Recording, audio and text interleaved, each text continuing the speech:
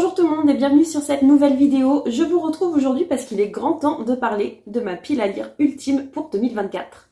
La majorité de ces romans, je les ai notés dans la version française. Il y en a certains qui sont déjà sortis, d'autres qui sont prévus pour paraître en 2024. Mais il y en a certains où j'ai décidé de les lire en anglais, soit parce qu'ils ne sont pas traduits, soit parce que ça m'intéresse un peu plus de les lire dans leur langue d'origine. Le premier titre en VO que je me suis noté, c'est Remarkably Bright Creatures de Shelby Van Pelt. Celui-ci, donc, il n'a pas encore été traduit. Je n'ai pas trouvé d'informations comme quoi il allait être traduit en français en 2024, donc j'ai prévu de le lire en VO. C'est une fiction dans laquelle on va suivre une femme qui travaille dans un aquarium et qui va se lier d'amitié avec une pieuvre. Et de fil en aiguille, elle va se retrouver à résoudre la disparition mystérieuse de son fils qui s'est passée il y a 20 ou 30 ans, je crois. Cette histoire d'amitié avec un animal marin, ça m'a profondément intriguée, du coup je l'avais mis dans ma pile à lire.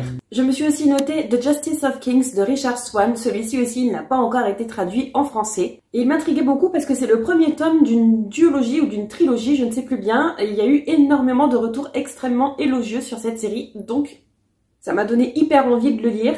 Et j'ai pas vraiment envie d'attendre une possible traduction française. Le troisième titre que j'ai à vous présenter, il a déjà été traduit l'année dernière, mais ça me tente moyennement de le découvrir dans la langue française. J'ai un petit peu peur de ne pas retrouver la beauté de l'écriture dans sa version originale, donc j'ai décidé de le lire en anglais. Je pense que ça va être une lecture assez émotionnelle et pourtant assez rapide, puisque apparemment c'est plutôt présenté comme de la poésie. Et c'est un genre que je lis absolument jamais, mais j'avoue qu'il m'a particulièrement intriguée. Le titre en VO c'est On Earth We're Briefly Gorgeous.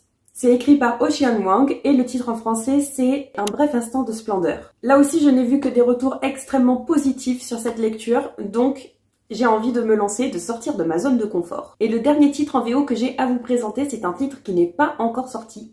La parution est prévue pour avril 2024 en VO. Je ne suis pas certaine qu'il sorte tout de suite en français. Mais bon, s'il est traduit, je le lirai en VF, je pense que ce sera beaucoup plus facile.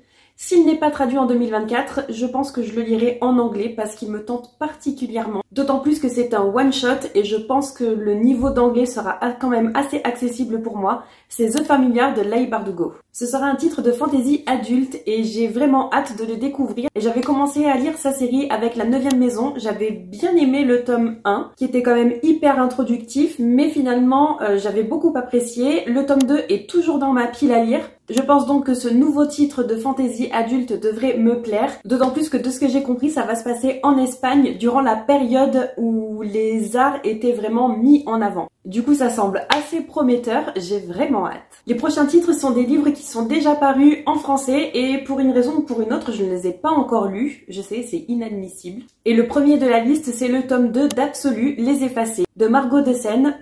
J'avais lu le tome 1 cet été, si je me souviens bien. Le tome 2 est sorti au mois de novembre et je l'ai toujours pas acheté. Il n'est pas disponible à ma médiathèque, donc je pense que je vais vraiment pas tarder parce que j'avais vraiment adoré ce premier tome. Ensuite, j'ai aussi ajouté Babel de R.F. Kuang. Je ne vais pas vous le présenter puisqu'évidemment, vous avez sûrement dû le voir passer absolument partout.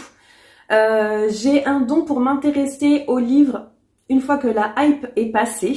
C'est souvent assez volontaire de ma part, mais j'aime beaucoup découvrir les livres bien plus tard que les autres. J'ai souvent besoin d'attendre que la hype redescende. J'avoue, je fais aussi pareil avec les séries. Donc je sais que je vais découvrir Babel en 2024, mais sûrement pas dans les premiers mois de l'année. J'ai vraiment besoin que ça rechute un petit peu. Un autre titre de Dark Academia que j'ai envie de découvrir en 2024, c'est If We Were Villain de M.L. Rio. Et là aussi, j'attends que la hype soit un petit peu redescendue, mais je pense qu'en 2024, ce sera ok pour moi. Ensuite, j'aimerais beaucoup continuer à découvrir l'univers de Brandon Sanderson. J'ai personnellement démarré il y a très peu de temps avec la découverte de ses projets secrets. J'ai lu le premier et le deuxième. Le troisième est quelque part dans ma bibliothèque ici. Mais suite aux recommandations d'Emeline de Perfect Flow, j'ai prévu de lire Warbreaker, qui est apparemment une formidable porte d'entrée pour découvrir l'univers de Brandon Sanderson. En plus, il est disponible à ma médiathèque, donc si jamais je n'accroche pas, je sais que je peux quand même le lire sans forcément l'acheter.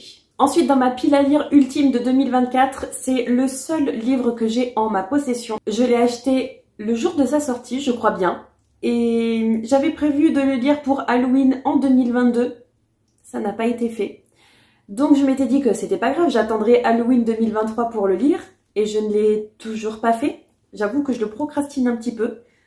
Et c'est bien dommage puisqu'apparemment il y a énormément de personnes qui l'ont beaucoup apprécié malgré sa longueur. C'est La Maison des Feuilles de Marc Danielewski. Un bon gros pavé comme vous pouvez le constater et encore il est hyper lourd, vous ne vous rendez pas compte à la vidéo. Et j'espère que je ne vais pas attendre Halloween 2024 parce que sinon ça va me faire beaucoup trop tard dans l'année pour le découvrir et j'ai peur de le procrastiner encore une fois. Donc peut-être que je le lirai cet hiver ou ce printemps. J'ai aussi hyper envie de découvrir Les 7 maris d'Evelyn Hugo de Taylor Jenkins Reid. Ça fait un petit moment que j'ai envie de le découvrir. Ça doit faire au moins un an et demi.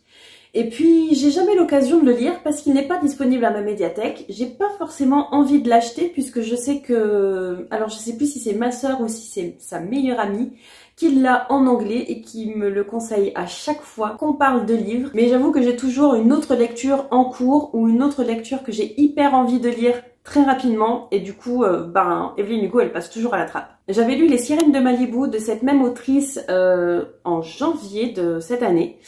Donc ça fait presque un an et j'avais bien aimé mais sans plus, ça m'avait pas forcément marqué. Donc c'est peut-être aussi pour ça que je procrastine la poursuite de la découverte de cette autrice.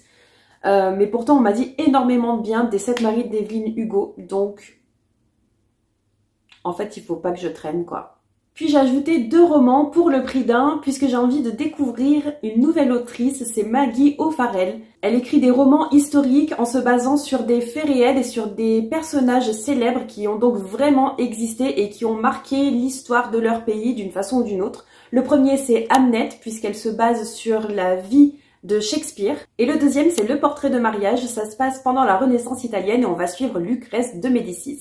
J'adore les romans historiques, j'adore les histoires basées sur des faits réels, donc je suis sûre que je vais apprécier ces 2 titres. Je ne sais pas pourquoi je ne les ai toujours pas découverts. Quoi qu'il en soit, en 2024, c'est sûr, j'en lis au moins un des 2, si ce n'est les 2. Le dernier titre qui est déjà disponible, c'est un roman français dont on parle beaucoup ces derniers mois puisqu'il a marqué la sphère littéraire, c'est Son odeur après la pluie. C'est écrit par Cédric Sapin-Dufour et ça raconte son histoire, sa relation avec son chien qui est décédé en 2016.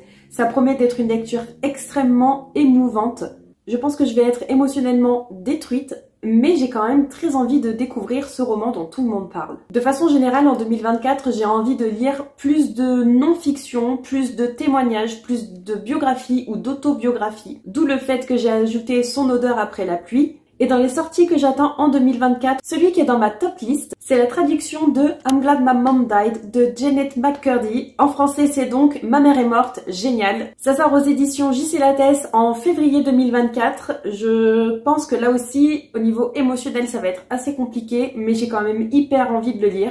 Attention, trigger warning ici. On va parler de violence psychologique, de violence intrafamiliale et de traumatisme. Pour celles et ceux qui ne connaissent pas, Janet McCurdy, c'est une enfant star des années 90-2000, à peu près les années où moi-même j'étais enfant. Et elle a eu une relation avec sa mère qui a été extrêmement compliquée. Et je pense que ça a notamment été dû à cause de sa notoriété. Bref, je pense que ça va être un roman qui va être quand même assez rapide à lire, mais hyper émotionnel et ça va me bouleverser. Mais je vais le faire quand même. Au début 2024, il y a Celui qui noya le monde de Shelley Parker Chan qui va sortir. C'est la suite et fin de sa duologie historique qui se passe en Chine au 14e siècle. J'avais lu le premier tome, Celle qui devint le soleil, il y a pas si longtemps et j'avais beaucoup apprécié. Ça avait été compliqué pour moi au début de me mettre dedans et après je l'ai dévoré. Ce deuxième tome était censé sortir au mois de novembre et puis finalement il a été repoussé tout début 2024. J'espère qu'il ne va pas être repoussé une nouvelle fois, mais du coup j'ai hyper hâte de découvrir la fin de cette série. En janvier toujours, et toujours chez Brajlon d'ailleurs, il y a un titre d'une autrice que j'ai découvert il y a pas si longtemps, qui va sortir tout début janvier aussi. Je ne l'attendais pas du tout en version française,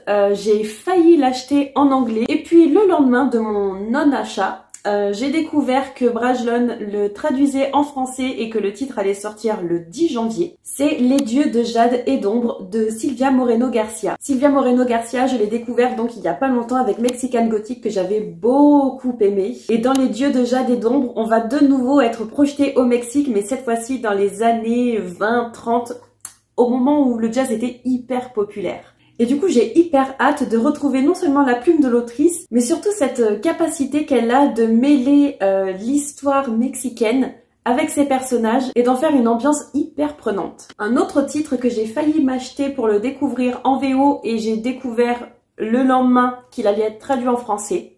Cette fois-ci, ça sort un petit peu plus tard, c'est prévu pour fin février et ça va sortir chez Albin Michel Imaginaire. C'est un premier tome de série qui a été écrit par Robert Jackson Bennett, mais je sais plus en combien de tomes c'est prévu, si c'est une duologie ou une trilogie. Enfin bref, le premier tome sort très bientôt, c'est La Cité des Marches. On sera ici dans un univers de fantasy avec pas mal de manipulations et d'intrigues politiques. Du coup, j'ai trop envie.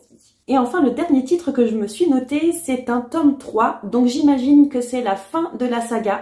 J'avais adoré le premier tome et le deuxième m'avait laissé un arrière-goût un petit peu bizarre, notamment parce qu'il y avait une romance qui se mettait en place, romance à laquelle je ne croyais absolument pas et qui malheureusement prenait énormément d'espace dans ce titre. Je veux évidemment parler du tome 3 de l'Empire d'écume d'Andrea Stewart. Normalement, il sort en mars 2024 sous le titre La guerre des éclados. Encore un univers de fantasy dans lequel la magie et les intrigues politiques prennent énormément de place. C'est évidemment pour ça que ça m'avait beaucoup plu. D'autant plus que le système de magie était vraiment particulier puisqu'il est basé sur des morceaux d'os qui se trouvent derrière les oreilles. Je suis quand même assez pressée de découvrir ce tome 3, rien que pour savoir personnellement si finalement la saga entière vaut le coup ou pas, puisque pour le moment, je ne sais pas trop sur quel pied danser.